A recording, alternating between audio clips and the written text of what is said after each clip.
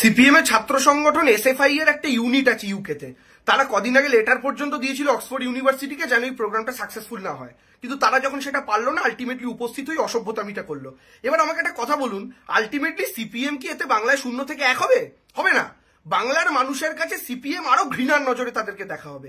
এবং আমি বলছি, এই ঘটনা চলাকালীন মমতা বন্দ্যোপাধ্যায় যেভাবে হাসি মুখে একের পর এক জুতো এই সিপিএম এর উচ্চিংড়েগুলোর মুখে মারলেন হাসি মুখে, এই জুতোগুলো আসলে সিপিএম এর ওই লন্ডনের উচ্চিংড়েগুলোর মুখে পড়েনি, তাদের বাংলার এক একটা নেতার গালে পড়েছে। যে নেতারা এই মমতা বন্দ্যোপাধ্যায়ের নাম এক সময় মুখে নিতে চাইতেন না, সেই মেয়েটা আদিগঙ্গার ধার থেকে গিয়ে অক্সফোর্ডে বক্তৃতা দিচ্ছে, তাদের ছোট ছোট বাচ্চাদের তাদের ছেলেপিলেদের এটা সহ্য হবে কেন? It's quite natural. তারা যেটা করেছেন সেটা তারা তাদের জাত চিনিয়েছেন, এতে মমতা বন্দ্যোপাধ্যায়ের বদনাম হয়নি। কারণ ওখানে 4-5 জনের গলার জোরের চাইতে ওখানে যে 50টা ওখানকার ছেলে মেয়ে ছিল, তাদের হাততালির জোরটা অনেক বেশি ছিল।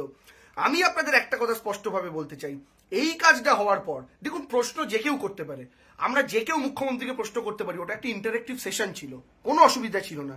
কিন্তু প্রশ্ন আর কলতলার ঝগড়া করা, আর একজন মুখ্যমন্ত্রীর সাথে যিনি বাংলার রিপ্রেজেন্টেটিভ, তিনি তো কোনো পার্টির রিপ্রেজেন্টেটিভ ছিলেন না, তার সঙ্গে এভাবে মুখে মুখে তর্ক করা এবং এইভাবে ইনসাল্ট করা, মিথ্যে বলছেন আপনি, এই সমস্ত কথাবার্তা বলা, এগুলো আলটিমেটলি ওরা ভেবেছিল তৃণমূল নেত্রী মমতা বন্দ্যোপাধ্যায়ের ইমেজকে আমরা ক্ষতিগ্রস্ত করতে পারবো। কিন্তু ওরা ভুলে গেছিল মমতা বন্দ্যোপাধ্যায় সেখানে তৃণমূল নেত্রী হিসেবে যাননি, বাংলার রিপ্রেজেন্টেটিভ, ভারতের রিপ্রেজেন্টেটিভ হয়ে গেছেন। আর এইটা তারা আলটিমেটলি নিজের রাজ্যকে ইনসাল্ট করলো, নিজের দেশকে ইনসাল্ট করলো। এই একই কাজ ভারতীয় জনতা পার্টি করেছিল 21 বিধানসভা নির্বাচনের আগে বাংলায় নেতাজির জন্মদিন উপলক্ষে ভিক্টোরিয়ায়। নরেন্দ্র মোদী স্টেজে উপস্থিত ছিলেন, সেই সরকারি মঞ্চে, নেতাজির মঞ্চে রাজনৈতিক স্লোগান তুলে ওই স্টেজকে অপবিত্র করেছিল। আজকে সিপিএম একই কাজ করলো, এবং আমি আপনাদের দায়িত্ব নিয়ে বলছি, বাংলার মানুষ সুদে আসলের জবাব দেবে।